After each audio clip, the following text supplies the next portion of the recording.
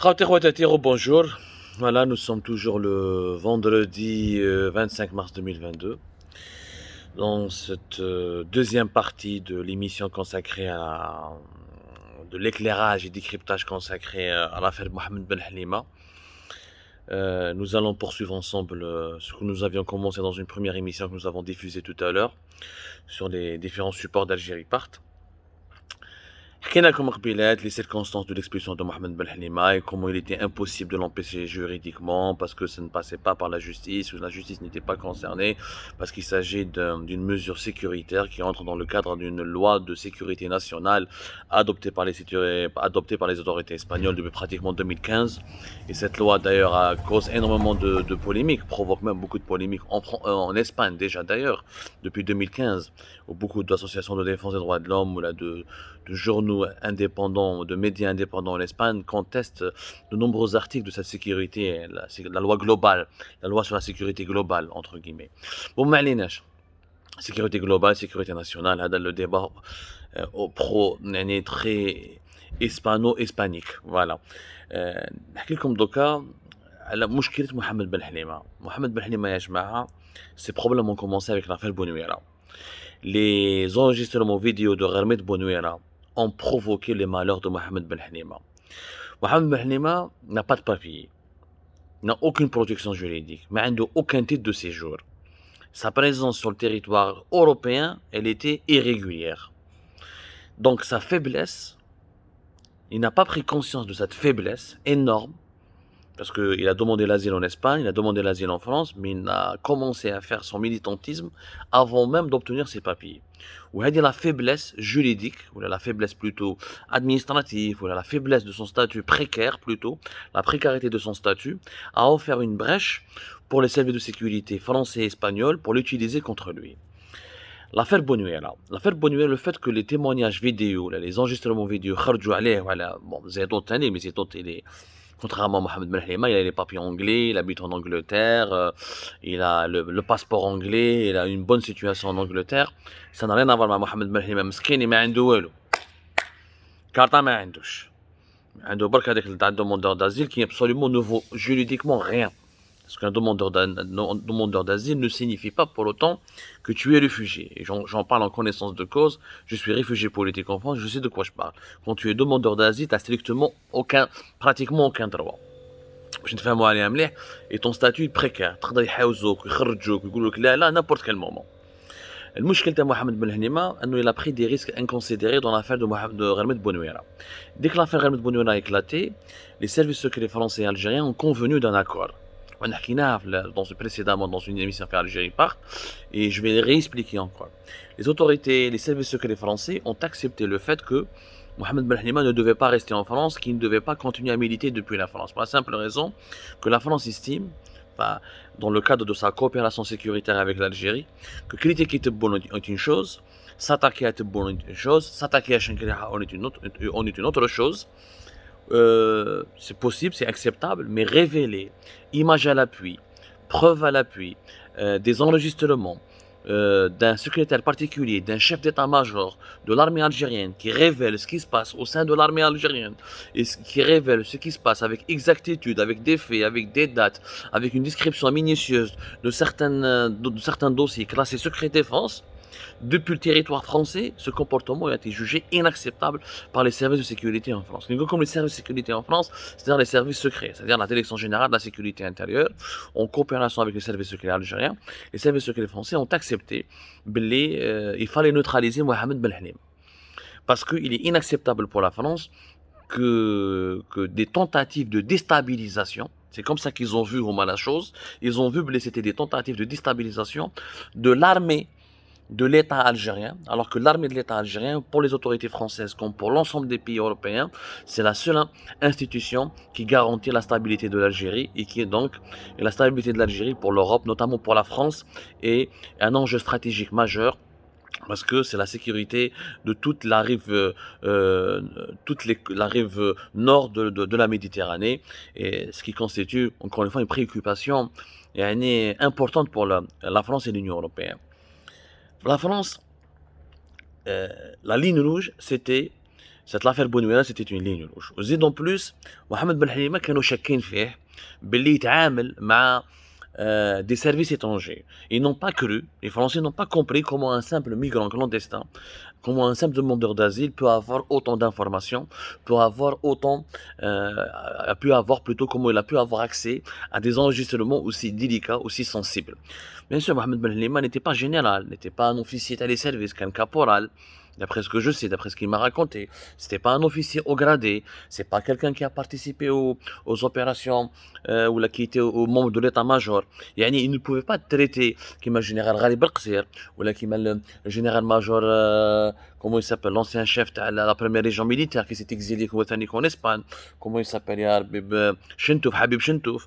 Quand tu es un officier d'un certain rang, les autorités occidentales te traitent différemment. Ils te traitent différemment, وعلاش؟ Parce que pour eux, tu es une prise. Une prise كي تجيهم النزار ولا كي تجيهم جنرال حبيب شنتوف ولا كي تجيهم الغالي بالقصير ماشي كيما يجيبهم ان سامبل مسكين ان سوز اوفيسي ولا ان سامبل ليوتنون ولا ان سامبل سيرجون ولا ان سامبل كابورال. Le traitement n'a rien à voir. Pour la simple raison, quand tu es un général-major, tu as occupé une fonction suprême au sein de l'État, donc tu détiens des secrets, tu as assisté à des choses. Donc,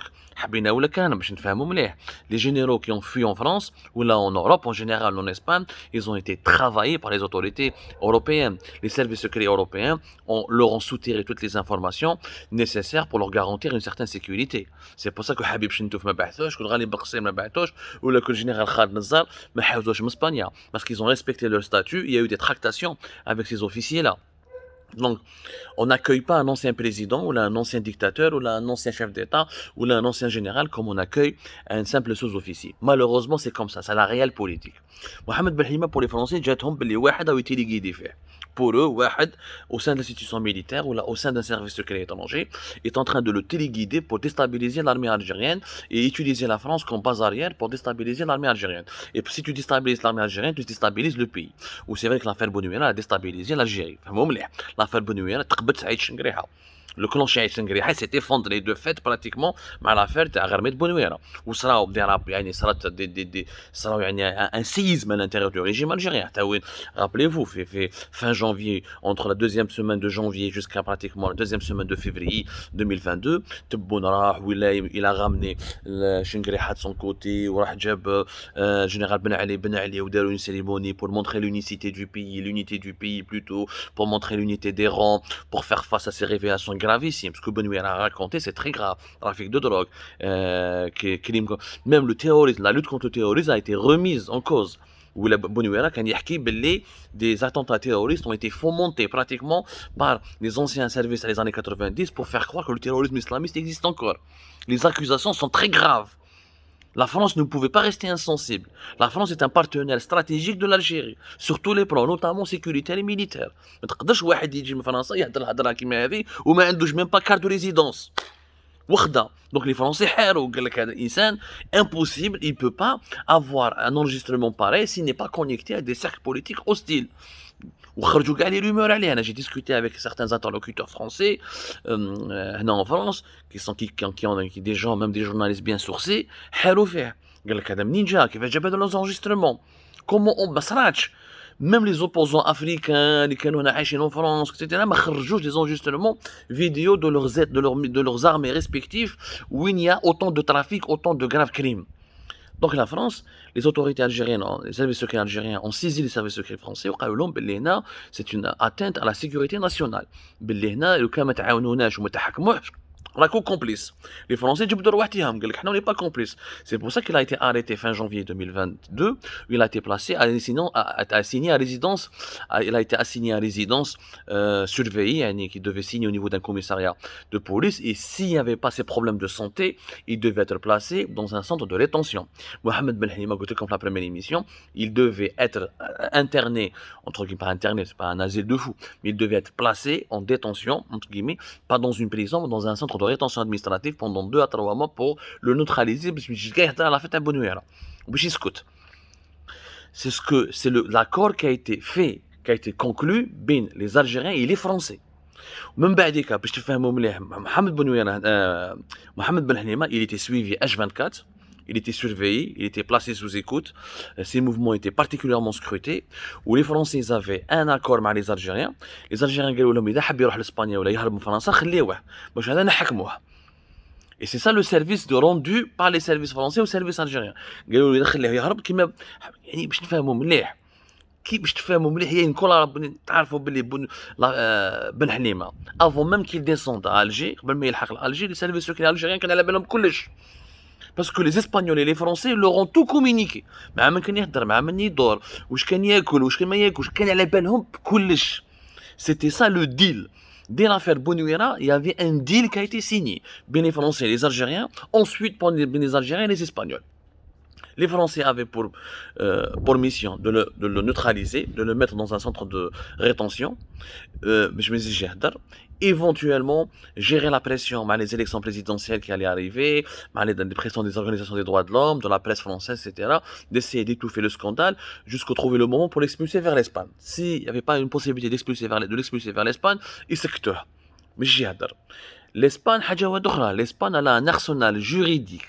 L'Espagne, l'Espagne, donc les Français, ils sont pas cons, les services secrets français, les renseignements généraux, la DGSI française, كانت على بالها بلي بن حليمة بلي كان حاب يهرب وبن حليمة يهدر بزاف. C'est quelqu'un qui se contrôlait pas, c'est quelqu'un qui était comme sa santé fragile, psychique était fragile, et il a parlé à des membres de son entourage, ou quand il قولهم بلي حبيت نهرب من فرنسا ونلحق l'Angleterre, maintenant qui lui a insufflé cette idée بلي في l'Angleterre il sera à l'abri, je ne sais pas, moi je ne cherche pas à polémiquer, je ne cherche pas à accuser, mais tout ce que je sais, ce que j'ai pu confirmer auprès de mes sources, les Français savaient pertinemment بلي كان حيخرج وعلاش كان حيخرج وين كان حيروح. Ils l'ont laissé faire. Il aurait pu être arrêté par les autorités françaises, par les services de sécurité français pour le ramener vers un centre de rétention. Ils ne l'ont pas fait, parce qu'à la bonne il va faire la connerie. Une fois il va être arrêté dans un autre pays européen et remis rapidement vers l'Espagne. À l'Espagne, l'Espagne va se charger de son expulsion. Conformément à un accord qui s'inscrit dans le cadre d'une loi de sécurité nationale, les organisations qui sont classées par les autorités espagnoles comme menaçant les activités contraires à la sécurité nationale ne peuvent pas bénéficier, les membres de ces organisations ne peuvent pas bénéficier de la protection du droit d'asile ou de la protection de la justice espagnole. Donc, la deuxième volet de l'affaire Ben Halima, au-delà de l'affaire Bonouira, il faut la comprendre, elle est liée à l'affaire Bonouira. Lequel Mohamed Ben Halima ما خرجش les enregistrements de غرمة Bonouira, ما يصرالوش وشراو يصرالو اليوم. هذه حلقة مهمة في المسلسل هذا باش تفهموا باللي c'est le point central de cette affaire. C'est le scandale de Gharmet Bonouira. Ni les Espagnols ni les Français ne tolèrent à ce qu'il y ait des révélations aussi fracassantes, aussi déstabilisatrices de l'armée algérienne. Écrire un article est une chose, faire un commentaire en est une autre, mais publier un enregistrement vidéo de celui qui était le coffre-fort de Gaïd Saleh, où tu parles et tu accuses de trafic de drogue, de terrorisme, d'avoir menti sur la décennie noire, d'avoir trahi le pays, ou d'avoir fait du trafic d'armes, etc. Ça, c'est autre chose, c'est une autre dimension. Une autre dimension que les autorités des pays européens ne l'acceptent pas. Parce que pour eux, l'Algérie, encore une fois, ما تلعبش par la stabilité de l'Algérie. L'Algérie, l'Europe, pour eux, c'est comme ça qu'ils réfléchissent. Et donc, on a le dernier point, à la communauté algérienne, en Europe. L'Espagne considère le mouvement Rached comme étant une organisation subversive et terroriste. C'est un fait. Après l'affaire Mohamed Abdallah, fin août 2021, et l'affaire de Mohamed Ben Halima, tous les militants de Rached risquent d'être expulsés depuis l'Espagne vers la France, sauf ceux qui détiennent des papiers étrangers. Si tu es un militant de Rached et tu as le passeport français ou anglais, mais ils ne parce qu'ils ne peuvent pas expulser un ressortissant européen. Par contre, les papiers, même si tu as une carte de résidence, ou il l'Espagne capable de directement dans l'Algérie. Où les militants du MAC ne risquent pas la même chose que les militants de Rached. C'est une différence. Il n'y a pas un militant du MAC qui est espagnol. Il n'y a pas un militant du MAC que l'Espagne va risquer de l'Algérie. Pour la simple raison que l'Espagne, comme pratiquement aujourd'hui la France, moi j'ai des informations précises, il y a certains militants de Rached que la France a refusé de leur délivrer la nationalité. Elle a refusé de leur donner ce qu'on appelle, elle a refusé de les naturaliser. Il y a des gens qui ont milité dans le cadre du mouvement Rached, ils ont demandé la nationalité française, mais حبوش يمدوها لهم. باش نفهموا مليح. ما ندخلوش في les noms, c'est pas important. Ce qui est important, c'est que cet alignement des autorités françaises et espagnoles. Bon, la France n'est pas comme l'Espagne, elle n'a pas expulsé des membres de Rachid, alors qu'il y a beaucoup de membres de Rachid en France, mais il y a un alignement sur la ligne idéologique et sécuritaire du régime algérien. Le régime algérien a convaincu les Espagnols et les Français, donc les Européens en particulier, que ce mouvement est dangereux pour leur sécurité nationale. Comment est-ce possible? C'est un autre débat. C'est un autre débat et c'est étonnant. Et donc, Rachid, il est classé à tort ou à raison comme étant islamiste. Est-ce que c'est vrai ou c'est pas vrai? Ça, c'est aux initiateurs de ce mouvement de s'expliquer. Je ne suis pas là pour culpabiliser les uns et les autres. Je suis là pour vous donner les faits. Troisième enseignement, très important.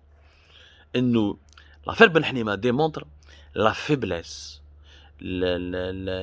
l'énorme impuissance de la communauté algérienne en Europe. Comment est-ce possible qu'avec des millions d'Algériens qui vivent en Europe, rien qu'en France, il y a 3 millions d'Algériens, qui sont les Algériens de la France, de la Belgique, il y a 4 millions d'Algériens à travers toute l'Europe, qui sont les Franco-Algériens, les Français d'origine algérienne, etc., que la communauté algérienne n'a rien pu faire pour arrêter l'expulsion de deux opposants. Deux opposants, des anciens militaires, des Rachid, Rachid, ça reste des opposants. L'opposition, il y a des radicaux, même en France, avec l'extrême gauche, avec l'extrême droite. Mais ça reste des Français. Donc ça reste des Algériens. La communauté algérienne ne pèse rien. C'est le grand enseignement.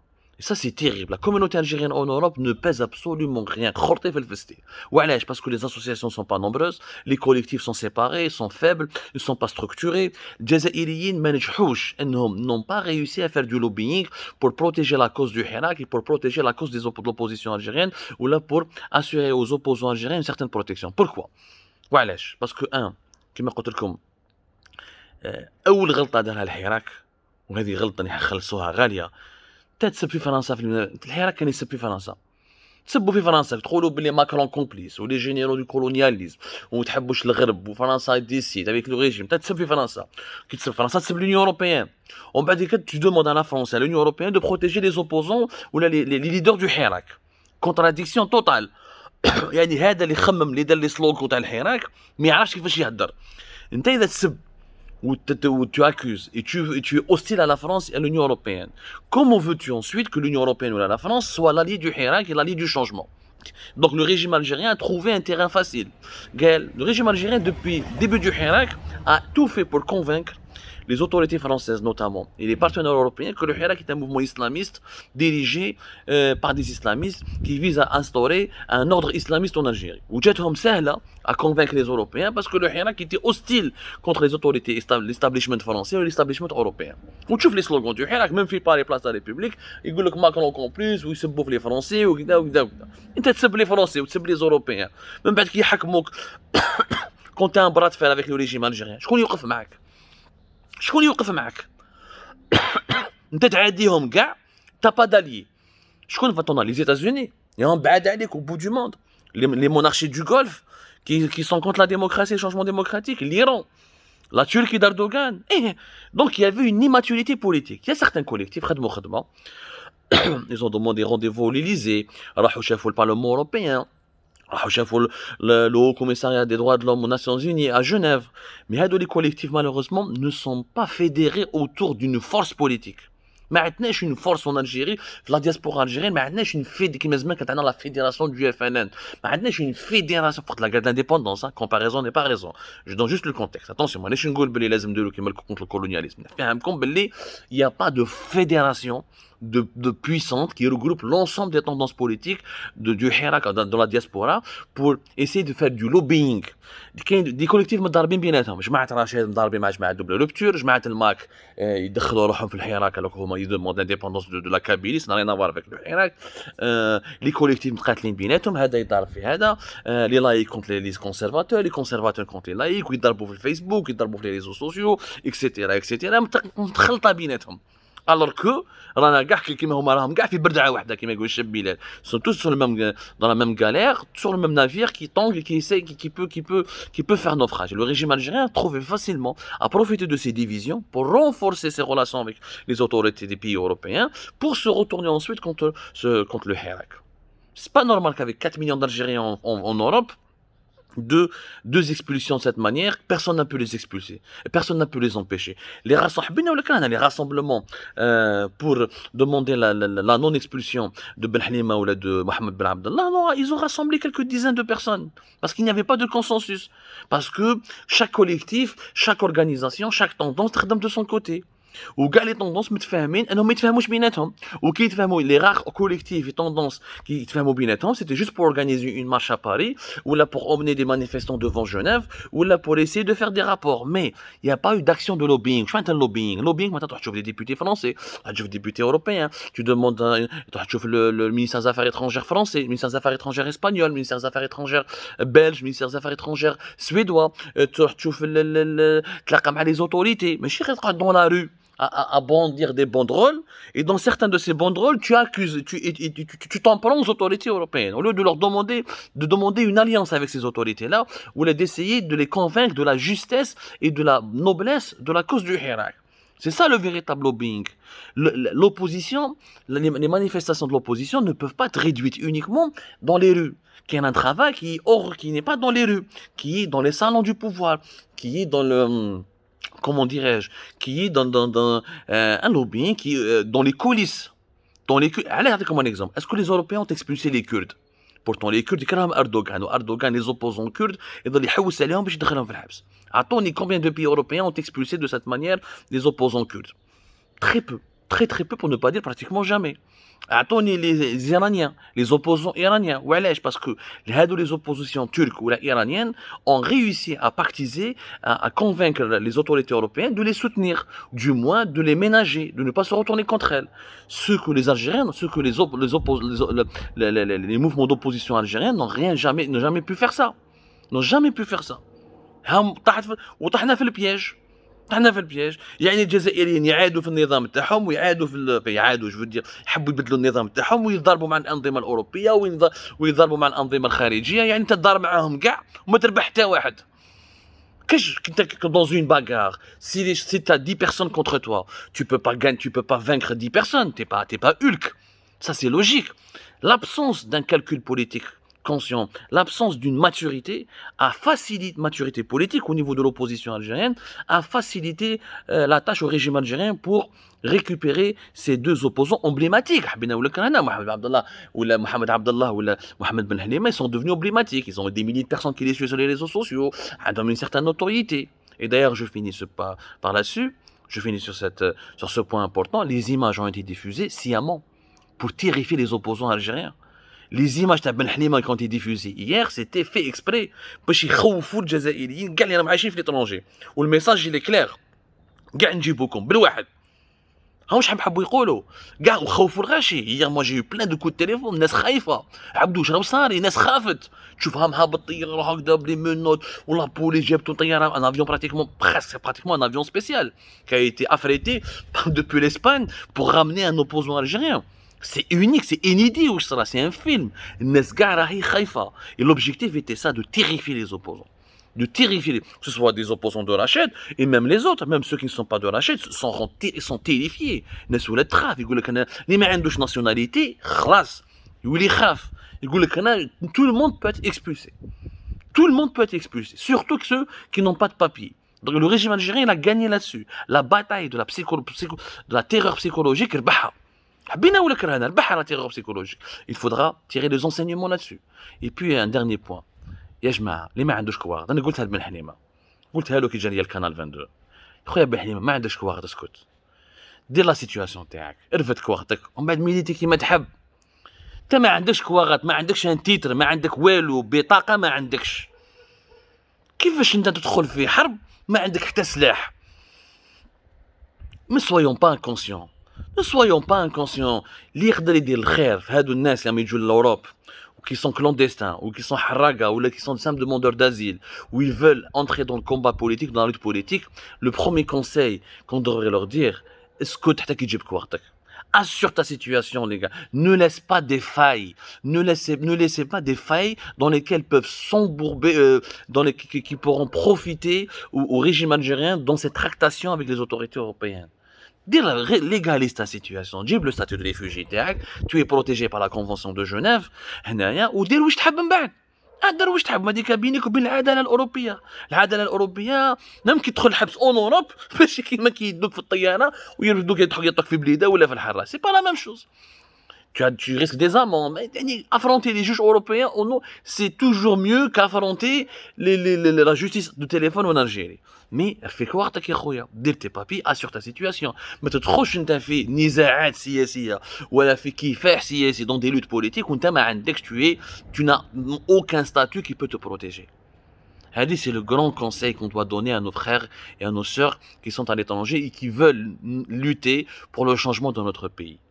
Je serais hypocrite de ne pas le dire. انا كي قلت لمحمد بن حليمه قال لي بصح بزاف الناس راهم يهضروا، انا قلت له انت ماشي كيما الناس، واش كيف ما تديرش على الناس. كي يرفدوك يحطوك في الجزائر وتلقى روحك في بليده ولا في الحراش تلقى روحك وحدك.